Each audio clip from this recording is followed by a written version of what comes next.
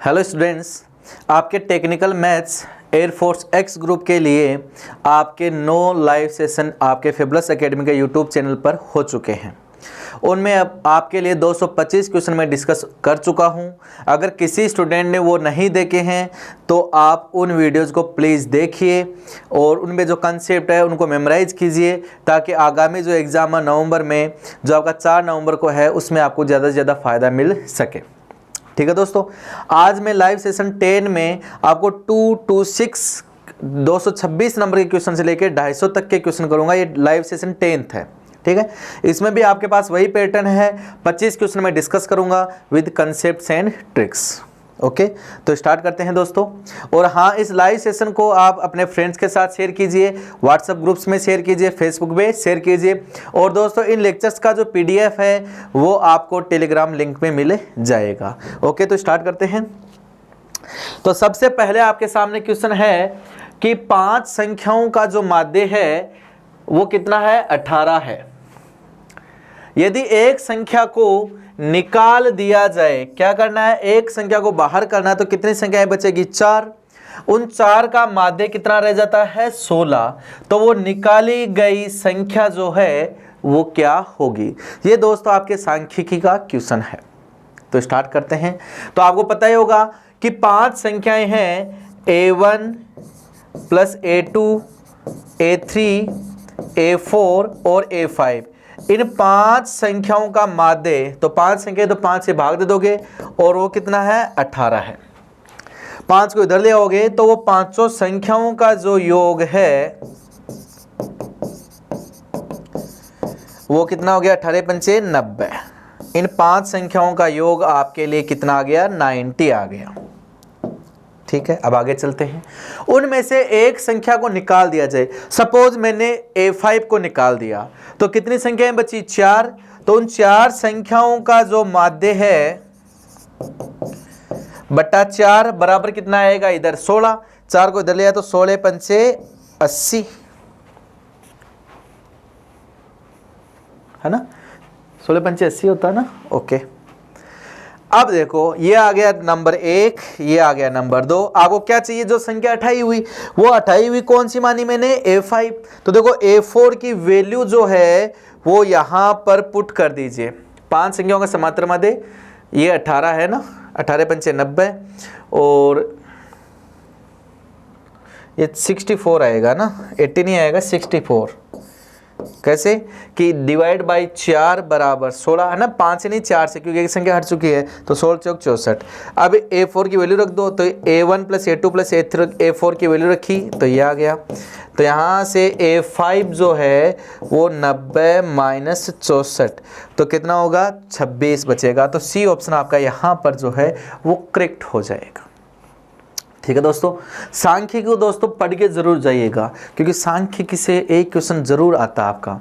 ठीक है, उसमें आपको माध्य, माध्यिका और बहुलक के बारे में ज्यादा पढ़ना है। ओके, आगे है, ये प्रायिकता का क्वेश्चन है। एक परिवार में 2 बच्चे हैं और दोनों के लड़का होने की प्रायिकता। तो दोस्तों, मैं एक जनरल कंसेप्ट आपको बताता हूं, और वो जनरल कंसेप्ट जो है वो सिक्के वाले क्वेश्चन में लगेगा, आपके बच्चे वाले क्वेश्चन में लगेगा, जिनके केस 2 हैं। कितने केस बनते हैं?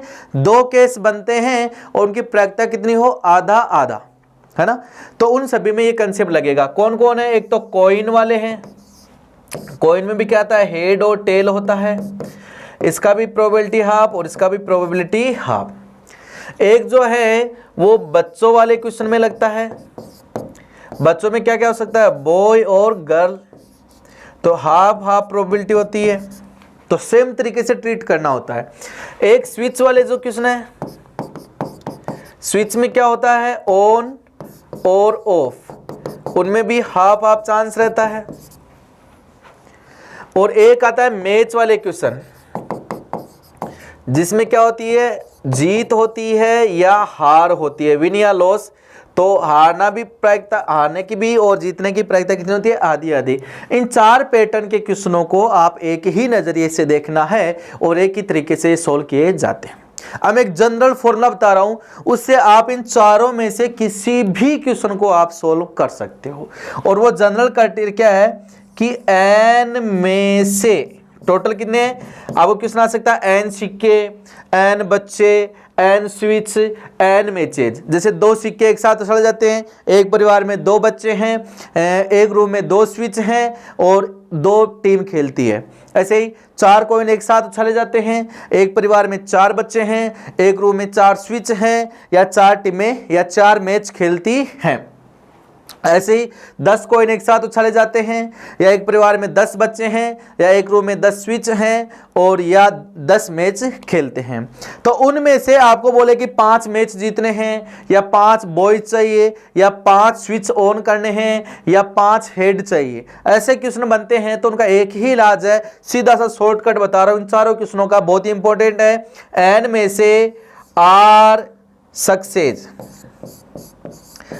सक्सेस का मतलब है जो चाहिए उसको लोगे, तो एन में से आर सक्सेस आने की प्रायिकता,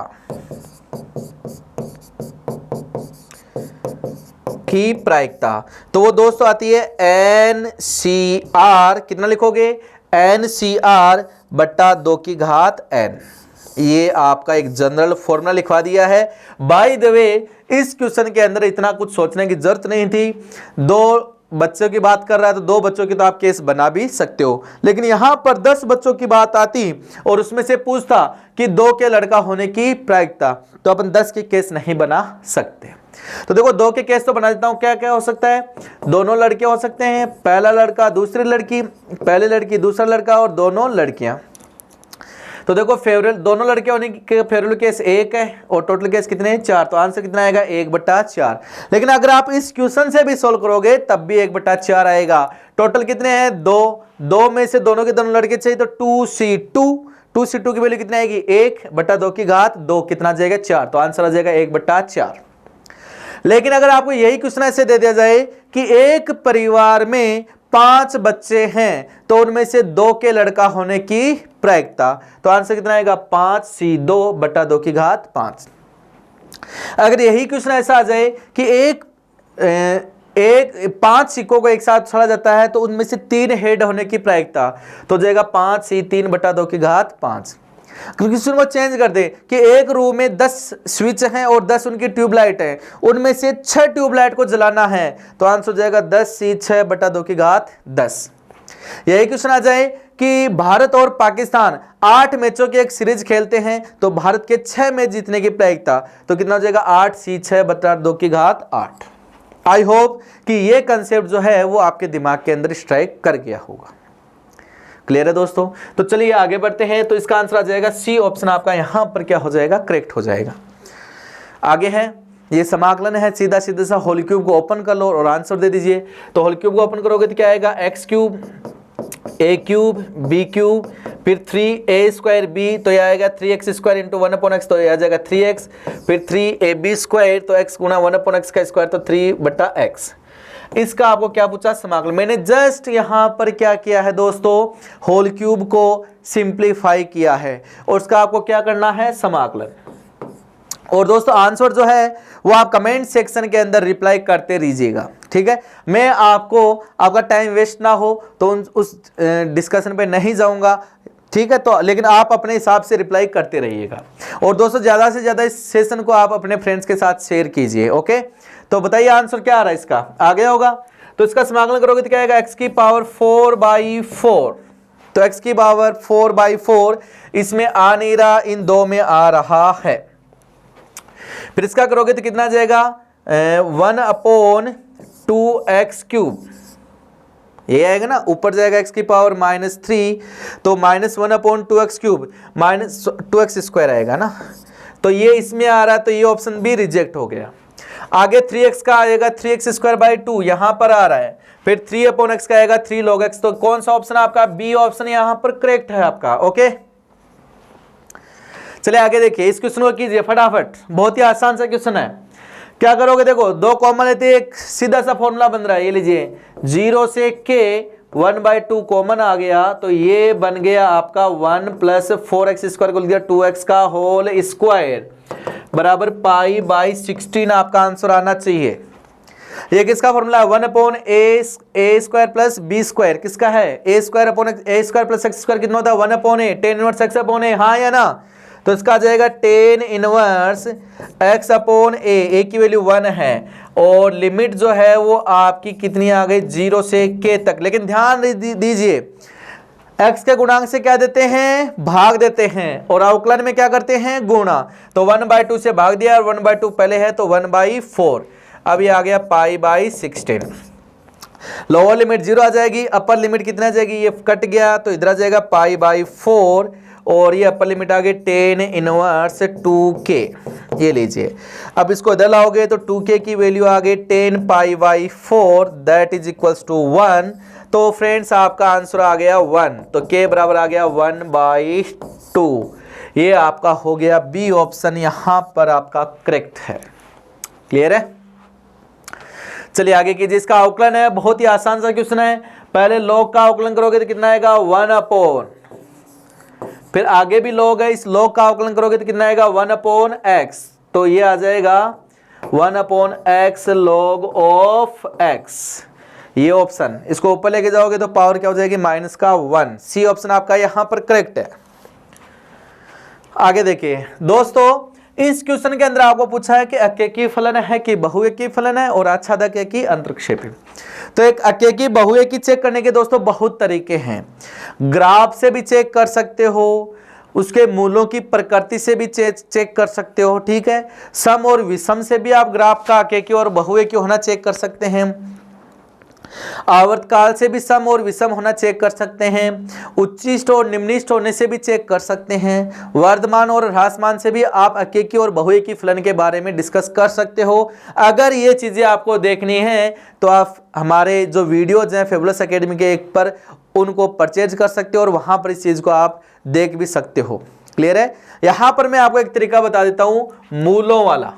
कौन सा वाला? यहां पे ग्राफिकल बता रहा हूं। कौन सा बता रहा हूं? ग्राफिकल। तो ग्राफिकल जो है fx बराबर x² का ग्राफ अगर याद है तो ये ग्राफ आता है ऐसे। अब ग्राफिकली से इसको देखोगे तो इसकी रेंज जो है, इसका जो परिसर है दोस्तों, वो परिसर कितना आएगा? 0 से ऊपर जा रहा है, तो ये आ गया 0 से इनफाइनाइट।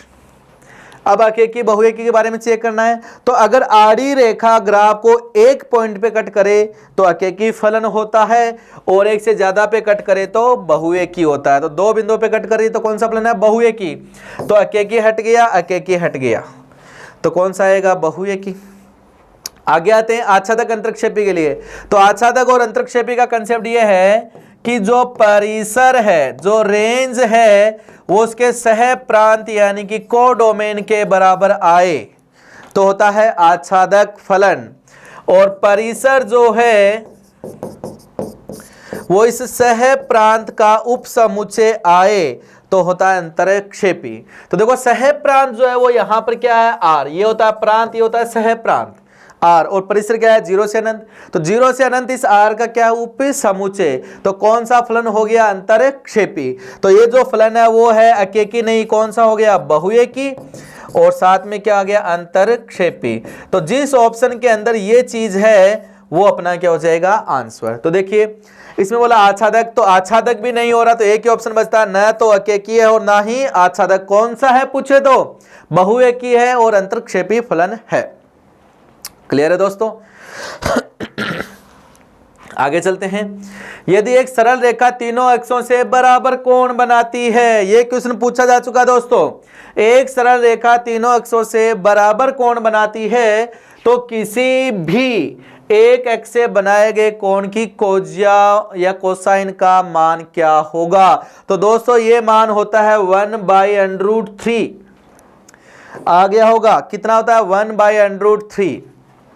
क्वेश्चन क्या है इसको याद रखना है, मैं करके भी दिखा देता हूं। क्वेश्चन में क्या बोला? कोई रेखा जो है वो तीनों अक्षों से समान कोण बनाती है, तो अल्फा बराबर बीटा बराबर गामा बराबर कोण बनाती है। तो अपने को पता है कोस अल्फा बराबर कोस बीटा, तीनों एंगल सेम है, तो कोस अल्फा कोस बीटा और कोस गामा भी क्या होंगे? बराबर। और यही क्या कहलाती है? कोज्याएं। अब अपन को पता है कि कोज्याएं हैं तो इनके वर्गों का योग जो है वो कितना होता है दोस्तों? 1। तीनों बराबर हैं तो ये आ जाएगा 3 cos स्क्वायर अल्फा बराबर 1, तो cos स्क्वायर अल्फा बराबर आ जाएगा 1/3। तो दोस्तों cos अल्फा बराबर आ गया 1/√3 और प्लस माइनस। प्लस न्यून कोण को डिनोट करता है और माइनस अधिक कोण को डिनोट करता है, तो कितना एंगल बनाती है 1/√3 कोजिया। अगर एंगल पूछे तो cos इनवर्स 1/√3 आपका क्या हो जाएगा, आंसर हो जाएगा। क्लियर है दोस्तों? चलिए आगे चलते हैं। नेक्स्ट है, यदि a तथा b जो है वो दो ऐसे इकाई सदिश, ध्यान दीजिए सदिश और 3D का क्वेश्चन करने के लिए आपको लैंग्वेज पे ज्यादा फोकस करना है, ठीक है।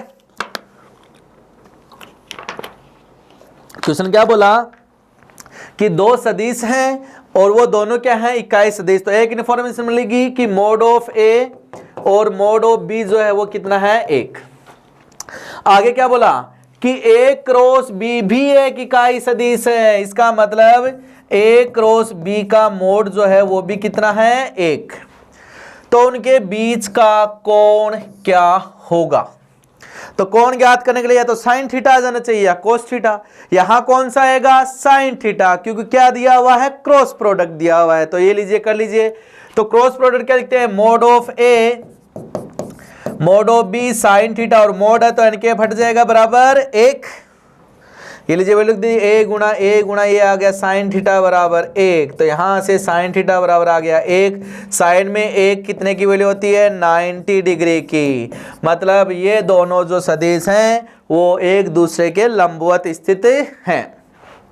क्लियर है? ये आपका सदिश का क्वेश्चन है, बहुत ही आसान सा क्वेश्चन है। ओके, और सदिश और 3D को आपको पढ़ के जाना अच्छे से। सदिश, 3D, समुच्चय, समिश्र संख्या, ऐसे कुछ एक चैप्टर है जहां से ऐसा पैटर्न बना हुआ है कि वहां से एक क्वेश्चन हमेशा निकलता ही निकलता है। आपके लक पे डिपेंड करता है बाकी सब कुछ।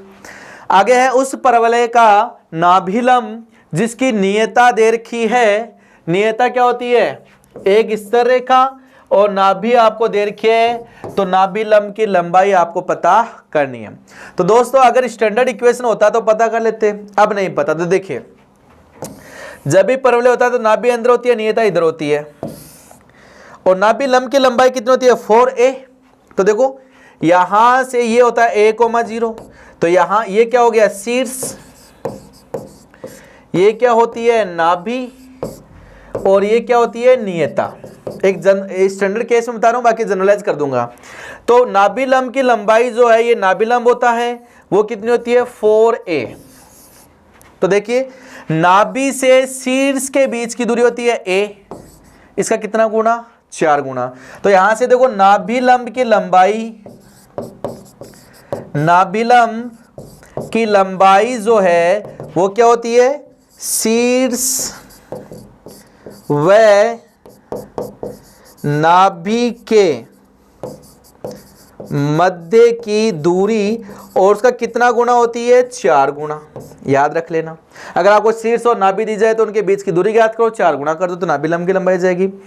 और अगर नियता दे रखी है तो देखो ये यहां कितनी है, a, तो ये भी कितनी है, a। तो नाभि से नियता के बीच की दूरी कितनी हो गई, 2a। चाहिए कितनी, 4 है, तो कितना गुना, 2 गुना। तो नाभि और नियता के बीच की दूरी का कितना गुना होती है, 2 गुना। तो ये भी लिख सकते हैं, नाभि व नियता के मध्य की दूरी का कितना गुना होती है दोस्तों, 2 गुना। यहां क्या दे रखी है, नाभि दे रखी है और नियता दे रखी है, तो बीच की दूरी ज्ञात कर लो, उसका कितना गुना कर दो, 2 गुना। अब बिंदु की रेखा से दूरी ज्ञात करने का फॉर्मूला तो आपको आता ही होगा, क्या होता है, x1 + by1 + c/√a² + b² का मोड करना मत भूलिएगा, क्योंकि दूरी हमेशा क्या होती है, पॉजिटिव होती है। तो ज्ञात कर लीजिए।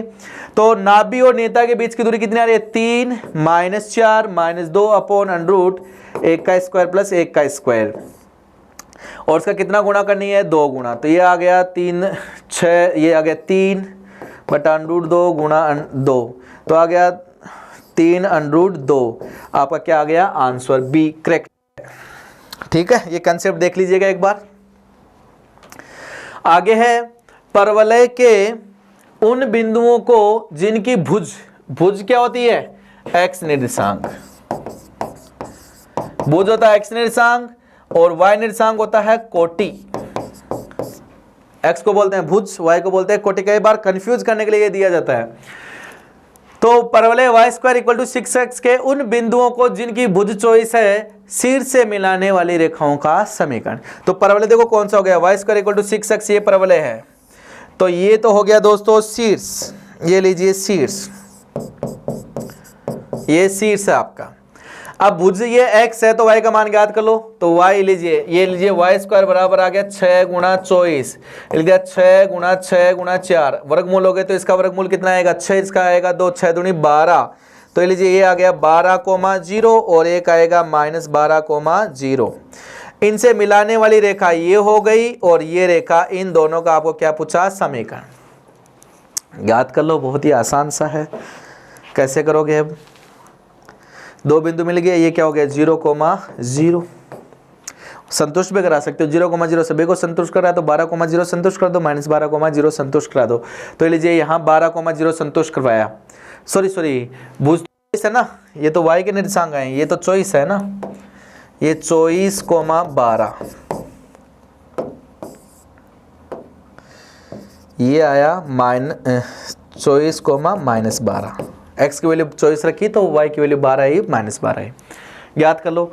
ये लीजिए पहला बिंदु रख दिया 24,12, तो ये आ गया 24 और 12 रखा तो -2 गुणा 12, ज्ञात ही कर लेते हैं ना, ये लीजिए टाइम नहीं लगेगा।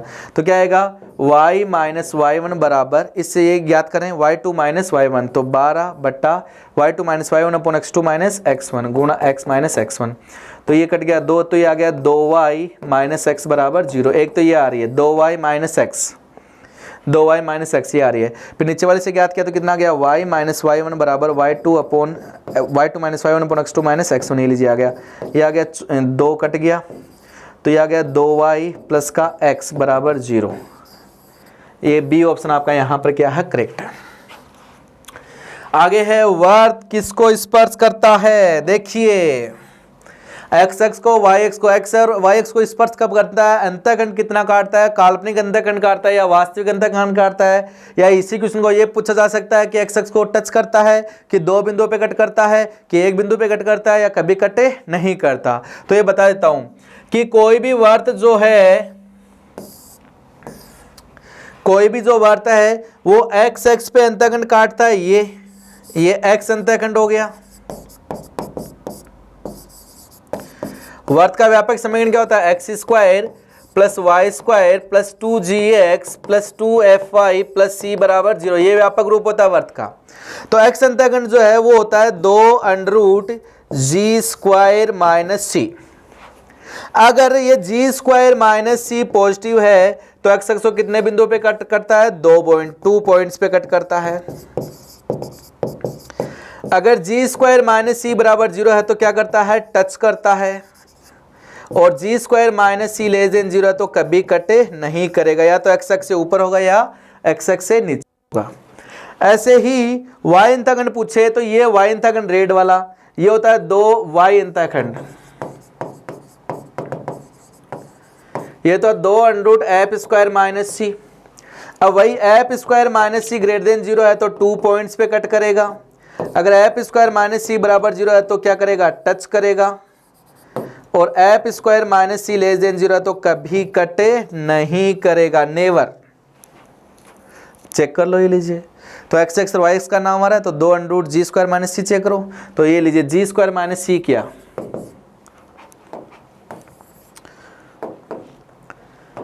ये लीजिए g square minus c check किया तो g क्या होता है, ये इसका आधा तो 2 का स्क्वायर 4 माइनस c की वैल्यू 4 माइनस 0 0, मतलब x को क्या करता है, टच करता है। ऐसे ही f square minus c check किया तो f की वैल्यू कितनी है, -2 का स्क्वायर 4 माइनस 4 0, मतलब y x को भी क्या करता है, टच, x को भी टच y को भी टच, तो दोनों को टच करता है। तो c ऑप्शन आपका यहां पर क्या होता है, करेक्ट होता है। क्लियर है। आगे देखिए, यदि ये जो चीज है वो एक रेखा युग्म को निरूपित करता है तो इसका मान k का मान जो है वो ज्ञात करना है। ठीक है दोस्तों, इसमें कैलकुलेशन है। ये क्वेश्चन में 2-3 बार अपना आ चुका है तो अब मैं यहां पर ज्यादा इसके बारे में डिस्कशन नहीं करूंगा।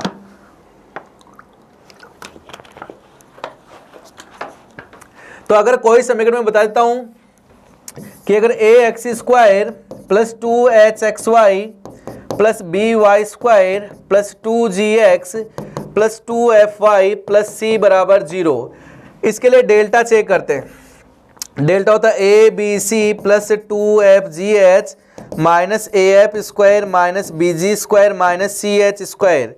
ये क्वेश्चन दोस्तों में 2-3 बार आ गया है, रिपीट हो गया है, ठीक है। इसके लिए जगह दूसरा क्वेश्चन आना चाहिए था, लेकिन क्या करें, हो गया तो हो गया। तो इसमें रखते ही आपका डेल्टा अगर 0 आ गया तो वो किसको प्रदर्शित करता है, रेखा युग्म को, और डेल्टा 0 नहीं आया तो वर्त, परवलय, दीर्घवृत्त और अति परवलय, और साथ में आयतीय अति परवलय को निरूपित करेगा। तो इसमें वैल्यू रखना, चेक करना। प्रीवियस वीडियो में ऐसा क्वेश्चन आ चुका है तो वहां पर भी आप देख सकते हो, इसमें अब कुछ भी नयापन नहीं है इस क्वेश्चन के अंदर। ओके, तो इसका आंसर मेरे ख्याल से, मैं कंफर्म नहीं हूं, ए 15 आना चाहिए। यहां पर वैल्यू रखोगे तो 15 आपका आंसर आना चाहिए, माइनस का 15। और अगर आप कैलकुलेशन करो थोड़ी बहुत मिस्टेक हो गए तो देख भी सकते हो आप। क्लियर है, यहां पे छोड़ रहा हूं मैं। ओके, आगे है बिंदु B cos theta comma B sine theta की मूल बिंदु से दूरी, ये लीजिए 0,0 से दूरी ज्ञात कर लीजिए। कितना आएगा, बी कोस थीटा माइनस 0 का होल स्क्वायर और बी साइन थीटा माइनस 0 का होल स्क्वायर आ गया होगा। B square cos square theta plus B square sine square theta, B square common आ गया, sine square theta plus cos square theta 1 होता है, बी स्क्वायर का वर्गमूल 1 बी आ गया, तो बी ऑप्शन आपका यहां पर करेक्ट है। आगे टेन इनवर्स का रेंज, दोस्तों मैं लिख देता हूं यहां, प्रतिलोम त्रिकोणमितीय फलनों के रेंज, रेंज को बोलते हैं मुख्य मान, इनवर्स ट्रिग्नोमेट्रिक फंक्शन का रेंज बोलते हैं, रेंज। रेंज का दूसरा नाम है यहां पर मुख्य मान। इनवर्स ट्रिग्नोमेट्रिक के अंदर उसी का नाम क्या होता है, मुख्य मान। सभी का याद रख लीजिएगा। साइन इनवर्स एक्स का जो मुख्य मान हो वो है -90 से +90 close interval. Cos inverse x का मुख्य मान है क्लोज इंटरवल 0 से पाई। टेन इनवर्स एक्स का मुख्य मान है ओपन इंटरवल -90 से +90। कोट इनवर्स एक्स का मुख्य मान है ओपन इंटरवल 0 से पाई। देखो ये क्लोज टेन और कोट ये सेम ही है, लेकिन क्या है, ओपन में है। ऐसे ही सेक इनवर्स एक्स का जो है वो होता है 0 से पाई, लेकिन बाहर से π/2 हटाओगे। और कोसेक इनवर्स एक्स का जो मुख्य मान है वो होता है क्लोज इंटरवल -90 से +90, लेकिन यहां से 0 को आपको बाहर करना पड़ेगा। आंसर आ गया होगा मेरे ख्याल से, बी ऑप्शन आपका यहां पर करेक्ट है। ये आपको मेमोराइज करना है, याद होना ही होना चाहिए। तो दोस्तों नेक्स्ट क्वेश्चन जो है वो आपका है प्रतिलोम त्रिकोणमितीय समीकरण का। ये क्वेश्चन आपको कभी भी छोड़ के नहीं जाने हैं। इन क्वेश्चंस को आप बाई ऑप्शन से सोल्व कर सकते हो। देखिए कैसे। सबसे पहले दोस्तों आप n की वैल्यू को यहां पर आप 0 कीजिए। तो n की वैल्यू को इस क्वेश्चन के अंदर 0 करोगे तो यहां बचेगा π/3 और π/6 प्लस माइनस में बचेंगे। तो अगर मैंने π/3 पुट किया, संतुष्ट कर गया तो π/6 वाले ऑप्शन रिजेक्ट, और अगर π/6 पुट किया और 0 आ गया, संतुष्ट कर गया, तो π/3 वाले ऑप्शन क्या हो जाएंगे, रिजेक्ट हो जाएंगे। तो आइए देखते हैं।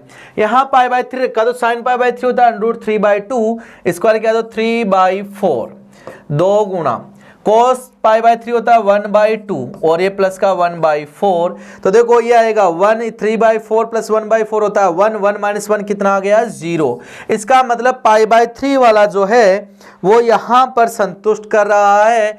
तो ये 2 ऑप्शन हो सकते हैं, ये ऑप्शन नहीं। अब वैल्यू चेंज कर देते हैं, क्योंकि 0 करने पे तो ±π/3 बनेगा। तो मैंने क्या किया, यहां पर 1 पुट किया।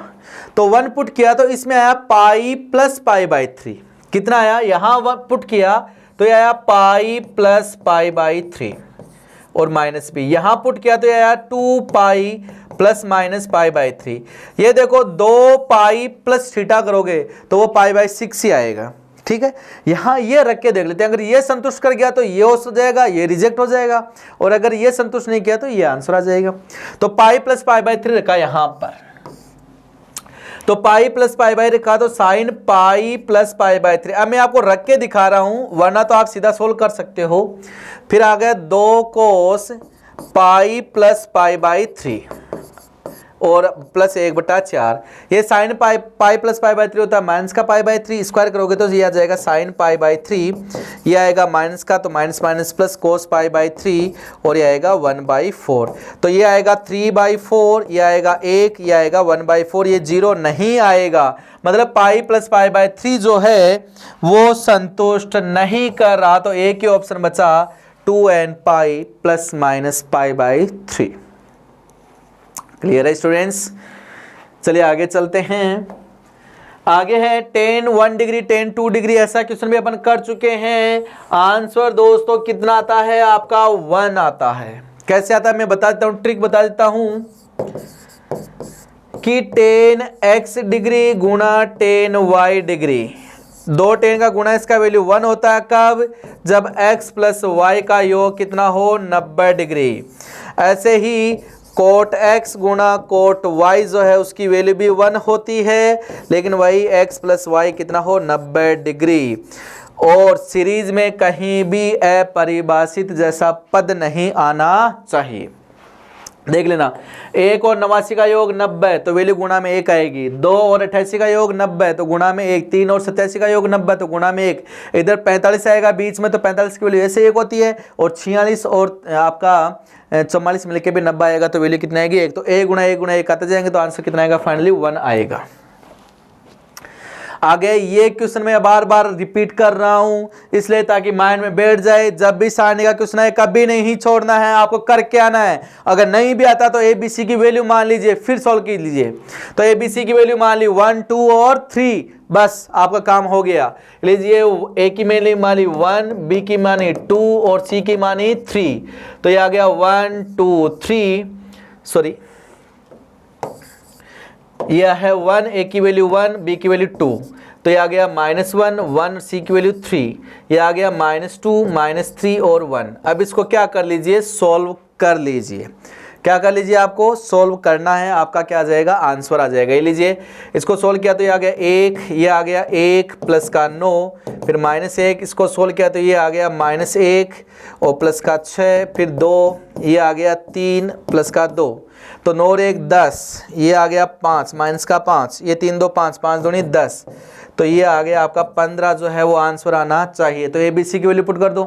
तो यहाँ पुट की तो 1 का स्क्वायर 1, 2 का स्क्वायर 4, 3 का स्क्वायर 9 और प्लस 1, तो 9 और 1 10 और 5 15 इसमें आ रहा है। अब इसमें नेगेटिव है तो नहीं आएगा, इसमें नेगेटिव नहीं आएगा, तो 15 1 में ही आएगा। तो ये आपका ए ऑप्शन करेक्ट है। ठीक है, इनमें क्यों नहीं आएगा, क्योंकि घट रहा है इनमें, देखो ये 2 घट रहे हैं ना। आगे ये लीजिए, एक आपका बाइनोमियल का है। आप इस क्वेश्चन को कैसे करोगे, देखिए कुछ एक रिजल्ट बताता हूँ, याद रखना। NC0 plus NC1 plus NC2 dead इनको बोलते हैं बाइनोमियल कोएफिशिएंट्स का सम, वो होता है 2 की घात n। अगर NC0 NC2 सम वाले है ना 2 4 6, इनका योग करें और विषम वाले का योग करें NC5 डेड, तो इनका योग आता है 2 की घात n-1। यहाँ कौन सा है, विषम वालों का योग है। n का मान कितना है 10, तो आंसर आएगा 2 की घात 10 -1, तो आ गया 2 की घात 9। ए ऑप्शन आपका यहाँ पर क्या हो जाएगा, करेक्ट हो जाएगा।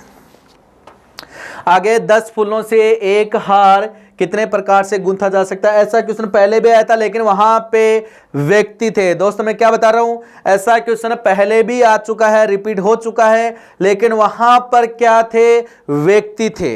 इसमें क्या है, फूलों की माला। वहां पर भी मैंने कंसेप्ट बताया था कि अगर वर्तीय क्रम से में व्यवस्थित करना है, क्या करना है, वर्तीय क्रम से में n विभिन्न ऑब्जेक्ट्स को व्यवस्थित करना, तो आंसर बताया था n-1 फैक्टोरियल और एक बताया था n-1 फैक्टोरियल बाई 2। याद है कि नहीं, ये कब करना है, जब क्लॉकवाइज एंड एंटी क्लॉकवाइज,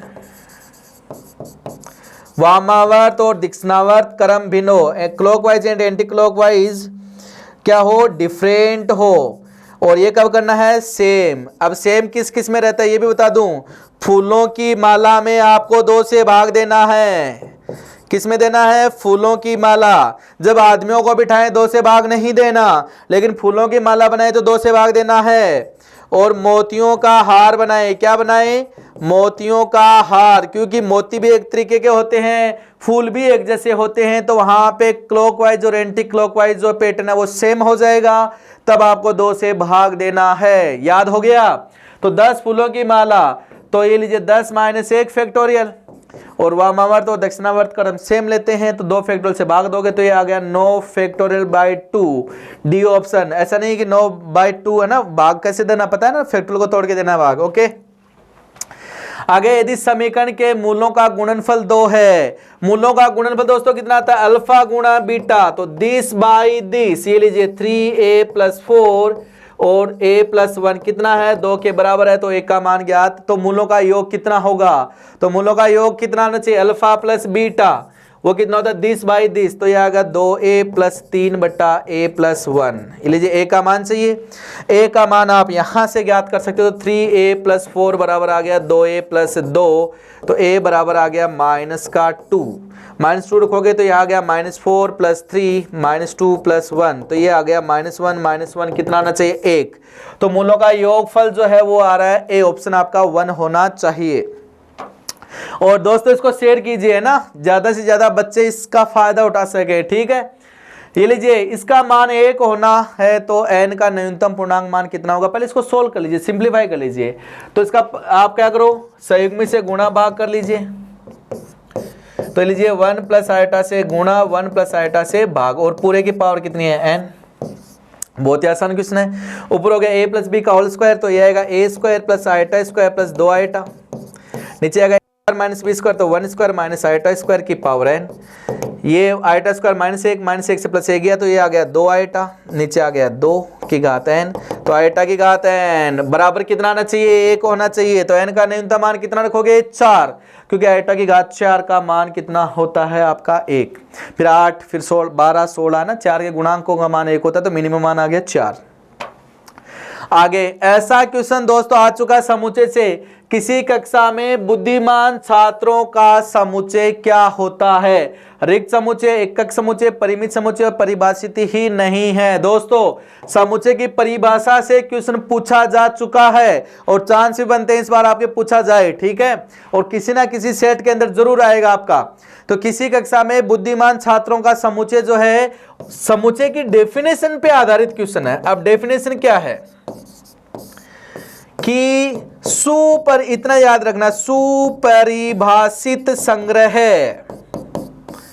किसी भी चीज का सुपरिभाषित संग्रह जो है वो समुच्चय कहलाता है। अब सुपरिभाषित का मतलब क्या है? जैसे ही उसके बारे में बोला गया, आपको उसके बारे में क्लियर कट पता चल जाना चाहिए, तो वो समुच्चय होता है।